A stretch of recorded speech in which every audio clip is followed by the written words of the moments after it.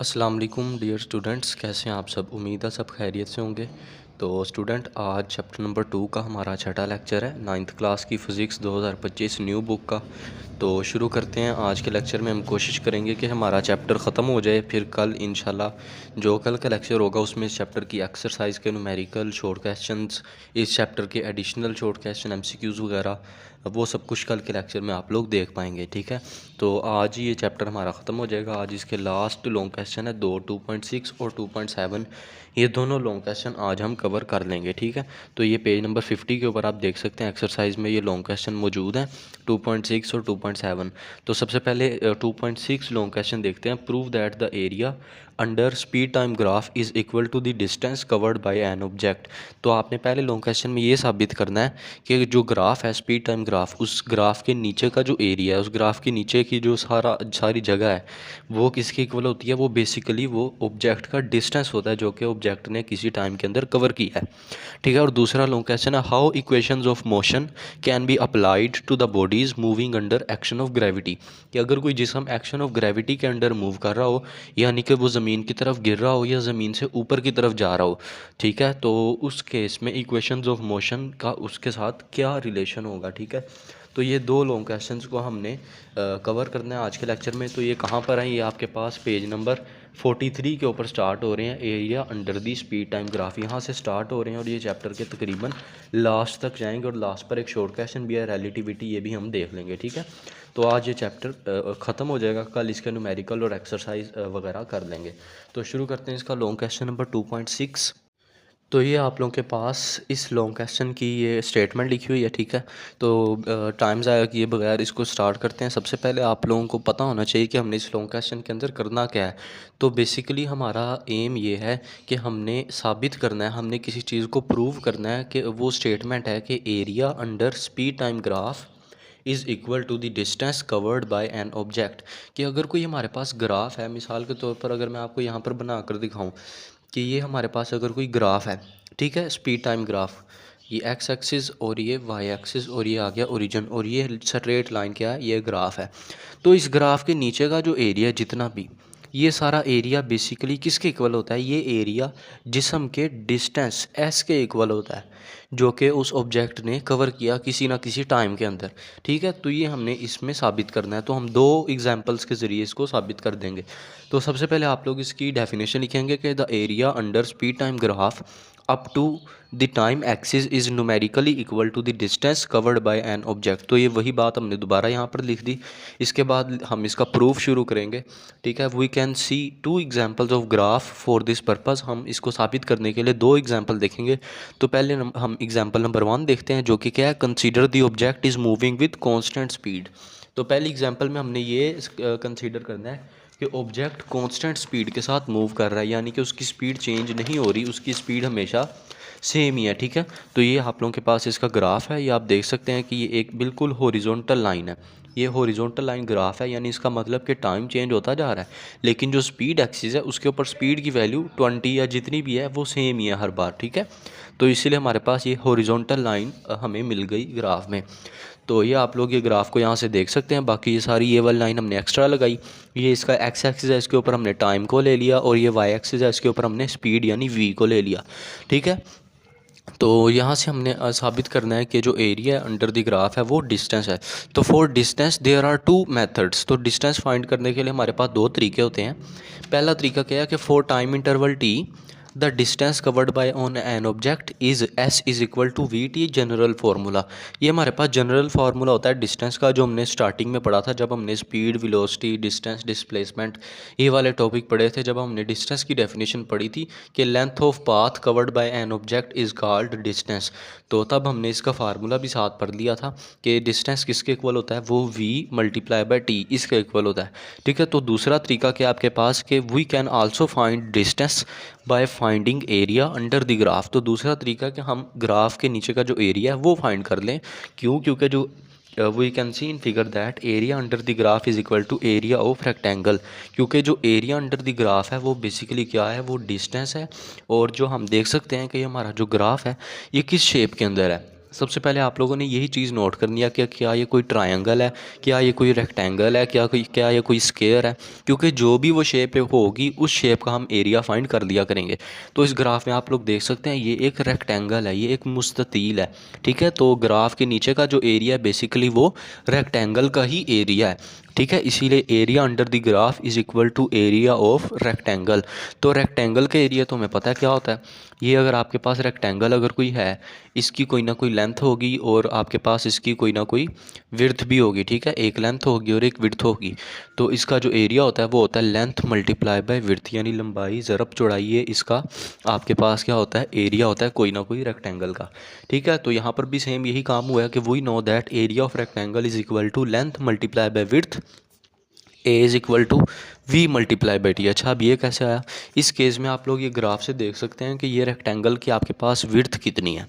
Width आपकी है T, क्योंकि टाइम एक्सिस के ऊपर ये बना हुआ है ना, तो बेसिकली इसकी विड्थ जो है वो हम यही वैल्यूज़ जो होंगी इस एक्सिस के ऊपर जो वैल्यूज़ होंगी उसको काउंट करेंगे। तो यहाँ तक जो भी टाइम की वैल्यू आएगी वो टी होगा, ठीक है। तो इसीलिए यहाँ हमने टी लिख दिया, ठीक है, विड्थ की जगह। और लेंथ हमारे पास क्या है? लेंथ हमारे पास वी है, ये लेंथ है आपके पास, ठीक है, ये भी लेंथ है। रेक्टेंगल के अंदर ऑपोजिट साइड्स की लेंथ सेम होती है। तो अगर इसकी वी है तो इसका मतलब इसकी भी क्या होगी? वी होगी। इसकी वी क्यों है? क्योंकि वाई एक्सिस के ऊपर हमने स्पीड को बनाया हुआ है, ठीक है, इसीलिए इसकी लेंथ आपके पास वी हो जाएगी। इस एक्सिस के ऊपर जो लेंथ है या विड्थ है उसकी वो आपके पास टी के इक्वल हो जाएगा, टाइम के इक्वल हो जाएगा, ठीक है।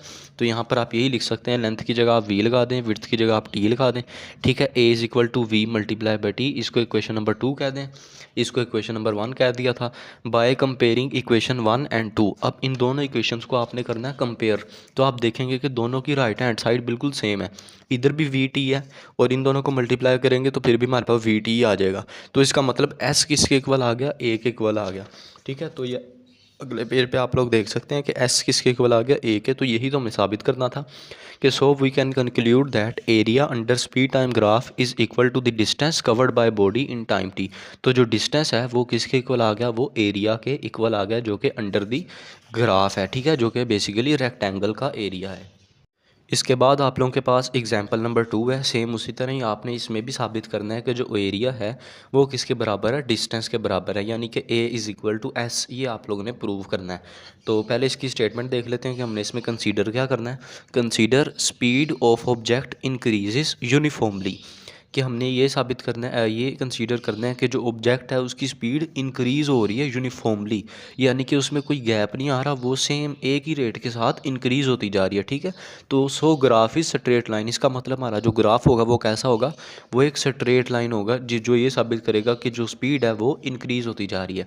जबकि पिछले एग्जाम्पल के हमने ये हमने साबित किया था, ये हमने कंसीडर किया था कि ऑब्जेक्ट की जो स्पीड है वो कांस्टेंट है, यानी कि वो चेंज नहीं हो रही, ठीक है। तो बेसिकली यहाँ पर भी चेंज नहीं हो रही, लेकिन जो है वो क्या हो रही है? इंक्रीज़ हो रही है यूनिफॉर्मली, ठीक है, यानी उसमें कोई इतना बड़ा बड़ा गैप नहीं आ रहा।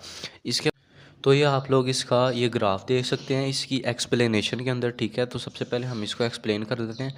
Hair we can see that if speed of a body increases uniformly from rest और from point O to V, कि अगर किसी जिस्म की वेलोसिटी हम ये लेट कर लेते हैं कि वो इंक्रीज़ हो रही है, कहाँ से इंक्रीज़ होगी?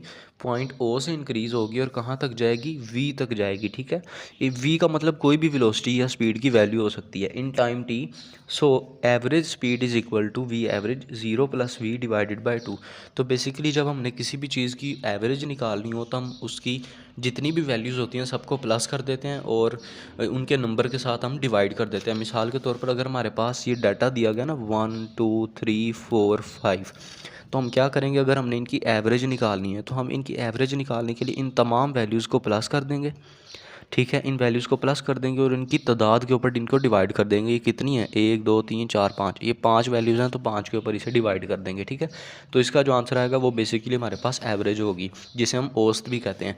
तो एवरेज स्पीड अब जब हमने निकालनी है तो हमारे पास दो ही वैल्यूज़ हैं, एक इनिशियल वैल्यू है और एक फाइनल वैल्यू। यानी पहले स्पीड की वैल्यू 0 थी जब ऑब्जेक्ट रेस्ट में था, जब ऑब्जेक्ट चलना शुरू हुआ किसी ना किसी स्पीड पे पहुंचा, वो वैल्यू कोई भी हो सकती है, तो उसको हमने क्या कहा? वी, ठीक है। तो दो वैल्यूज़ आ गई, इसीलिए हमने इसको 2 से डिवाइड कर दिया और 0 और वी को प्लस कर दिया, जो दोनों वैल्यूज़ थी, ठीक है। तो 0 + वी आपके पास वी आ जाएगा और नीचे आपके पास 2 आ जाएगा, तो एवरेज स्पीड आ गई 1/2 वी, ठीक है। इसके बाद आप देख सकते हैं now distance covered is equal to average speed multiply by time. ये आपके पास जनरल फार्मूला है जिसे हम कहते हैं S is equal to V multiply by T. Distance का जनरल फार्मूला जो पिछली एग्जाम्पल में भी लिखा था, ठीक है। इसके बाद क्या होगा वो आप लोग अगले पेज के ऊपर देख सकते हैं कि S is equal to V by two multiply by T. वही वाली हमने इक्वेशन ले ली कि हमने इसके अंदर एवरेज स्पीड की जगह हमने जो एवरेज स्पीड का फार्मूला है ये स्टार्ट में हमने बनाया है, इसकी जगह हमने पुट कर दिया, टाइम की जगह हमने टी पुट कर दिया और डिस्टेंस की जगह हमने एस लगा दिया, ठीक है। तो हमारे पास ये वैल्यू बन गई कि S is equal to V by two multiply by T. इसको हमने कहा इक्वेशन नंबर 1। इसके बाद क्या होगा, if we can calculate area under the graph. अगर हम ग्राफ के नीचे का एरिया कैलकुलेट करें तो हमें पता चलेगा कि हमारा जो ग्राफ है वो एक स्ट्रेट लाइन तो है, तो उसके नीचे का जो एरिया होगा आपके पास वो बेसिकली वो एक ट्रायंगल का एरिया होगा जो कि राइट एंगल ट्रायंगल है, यानी इस तरह की उसकी शेप है, ठीक है, जिसके अंदर एक हाइपोटेन्यूज होता है, एक परपेंडिकुलर और एक बेस है।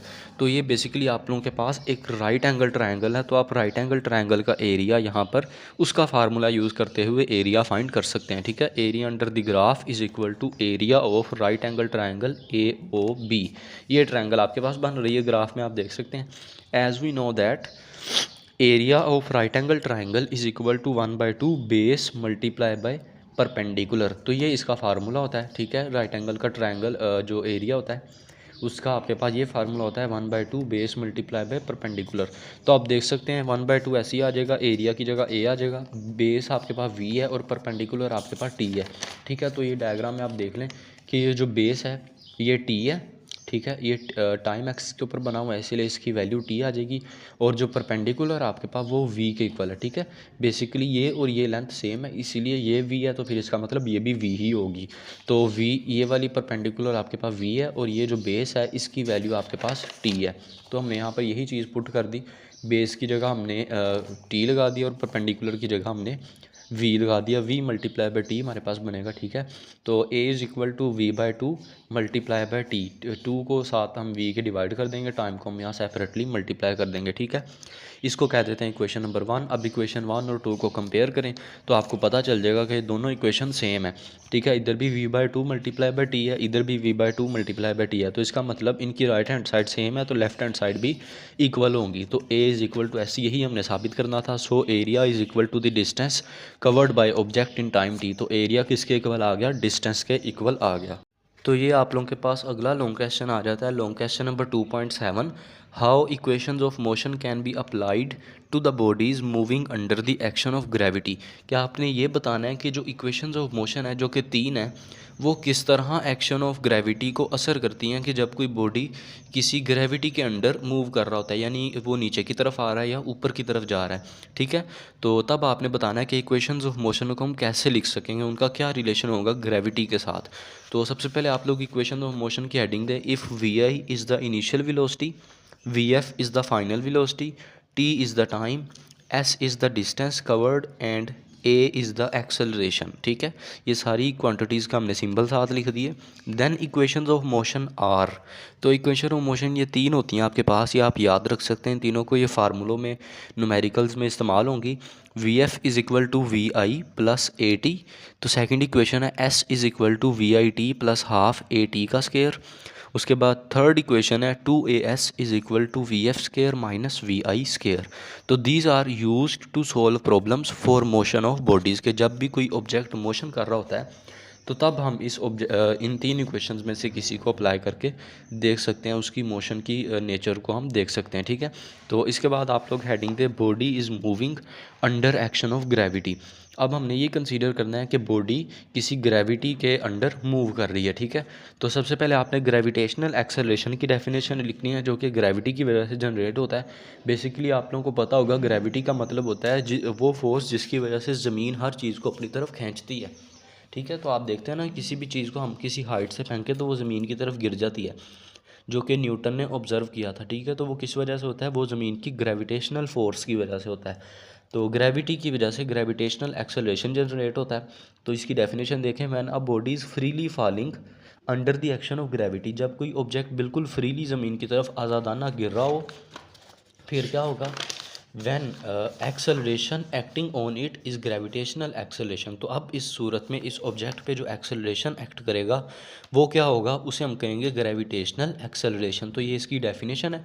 इसके बाद it is denoted by G, इसको जी से जाहिर किया जाता है। Its value is 9.8 metre per second square which is approximately equal to 10 metre per second square. ठीक है, जी की जो ओरिजिनल वैल्यू है वो होती है 9.8, लेकिन वो हम अप्रोक्सीमेटली तकरीबन हम उसको 10 ही कह देते हैं। ठीक है, तो हम न्यूमेरिकल्स में भी जी की वैल्यू 10 ही लिखेंगे और आपने 10 को ही याद रखना है। ठीक है, ये बस आपको वैसे ही बता दिया गया। ये अगली क्लासेस में आप 9.8 यूज़ करेंगे जब आप बहुत ज़्यादा प्रिसाइज इक्वेशंस वगैरह को सोल्व करेंगे। ठीक है, इसके बाद आप heading they relation of equations of motion, कि अब आपने रिलेशन बताना है कि ग्रेविटी के साथ इन तीन इक्वेशंस का क्या रिलेशन होता है। तो देखें, since the freely falling bodies move vertically downwards in a straight line with uniform acceleration G, के जो फ्रीली फॉलिंग बॉडीज़ हैं जो ज़मीन की तरफ गिर रही होती हैं वो स्ट्रेट लाइन के अंदर ही गिर रही होती हैं।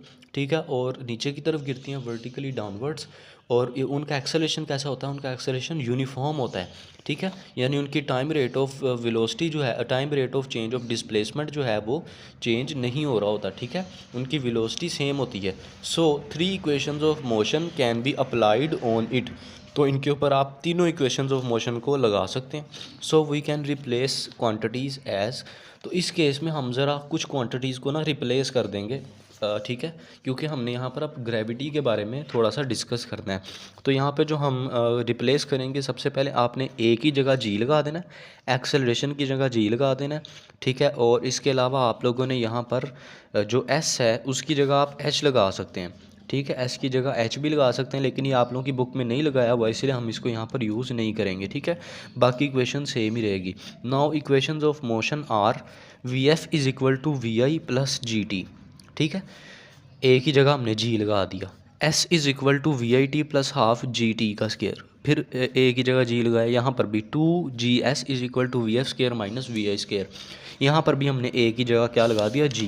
तो ये पीछे 3 इक्वेशन दी हुई थी, इसमें जहाँ जहाँ ए था हमने उसकी जगह बस यहाँ पर जी पुट कर दिया। तो ये हमारे पास equations of motion under the action of gravity ये बन गई। ठीक है, तो आपको अगर शॉर्ट क्वेश्चन आएगा right the equations of motion under action of gravity, तो फिर आपने वो पिछली वाली नहीं बल्कि ये वाली 3 लिखनी होंगी।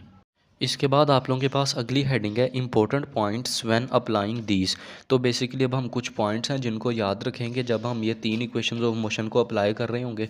ठीक है, तो अगले पेज के ऊपर आप लोग इन्हें देख सकते हैं। सबसे पहला पॉइंट है आपके पास इनिशियल वेलोसिटी केस, के इनिशियल वेलोसिटी के ऊपर क्या असर पड़ेगा। If a body is released from some height H, कि अगर किसी बॉडी को किसी हाइट से नीचे फेंका जाए, रिलीज़ किया जाए, टू फॉल फ्रीली, आज़ादाना गिरने के लिए, यानी उसके रास्ते में कोई रुकावट ना हो, its initial velocity V I will be zero. तो उसकी इनिशियल वेलोसिटी क्या होगी, ज़ीरो होगी। ज़ाहिर सी बात है, अगर कोई ऑब्जेक्ट है, मिसाल के तौर पर ये पेन है, इसको मैं इस हाइट से यहाँ से अगर मैं रिलीज़ करूँगा तो अभी फ़िलहाल इसकी वेलोसिटी ज़ीरो है, क्योंकि ये रेस्ट की हालत में यहाँ पे पड़ा हुआ है।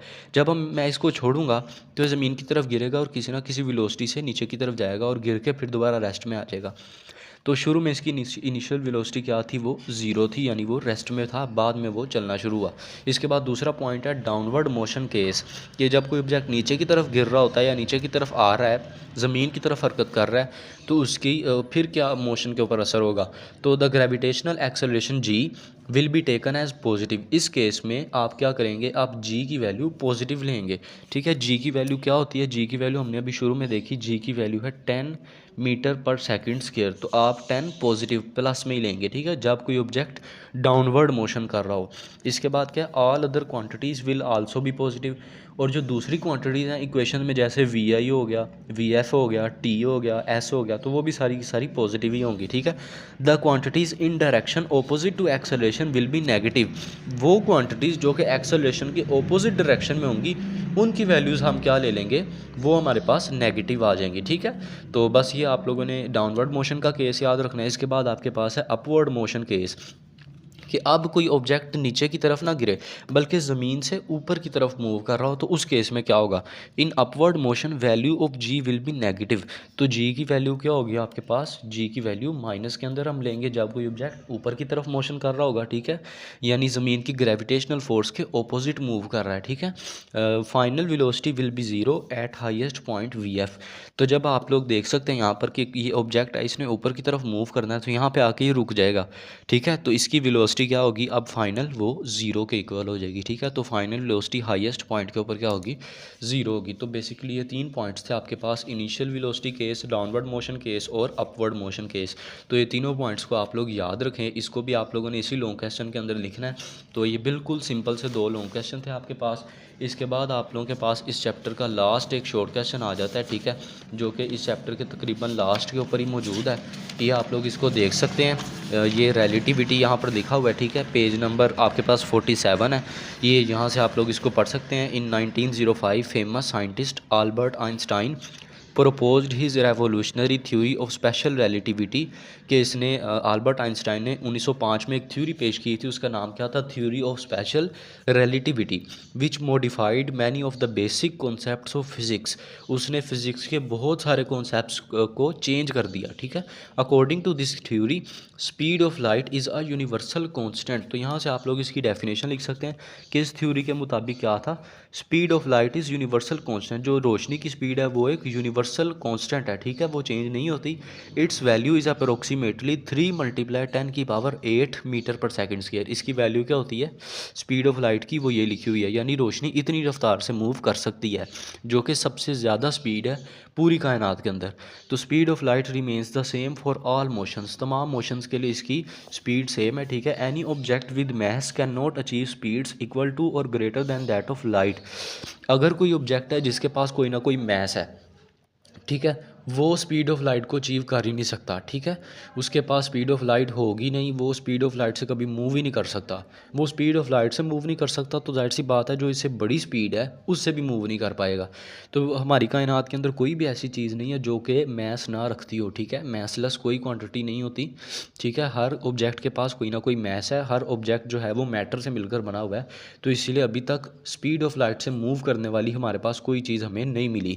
तो this is known as universal speed limit. तो ये आप इसके साथ इसका एक्स्ट्रा पॉइंट भी लिख सकते हैं, ठीक है। तो ये रिलेटिविटी का था आपके पास टॉपिक। तो ये शॉर्ट क्वेश्चन में आपको पूछा जा सकता है कि डिफाइन रिलेटिविटी या व्हाट इज़ रिलेटिविटी या हु इन्वेंटेड रिलेटिविटी। तो जिस तरह भी आपको आएगा आपने ये पैराग्राफ को याद रखना है, ठीक है, और इसको लिख देना है। और स्पीड ऑफ लाइट का आपको एमसीक्यूज़ भी आ सकता है इसकी वैल्यू का, ठीक है।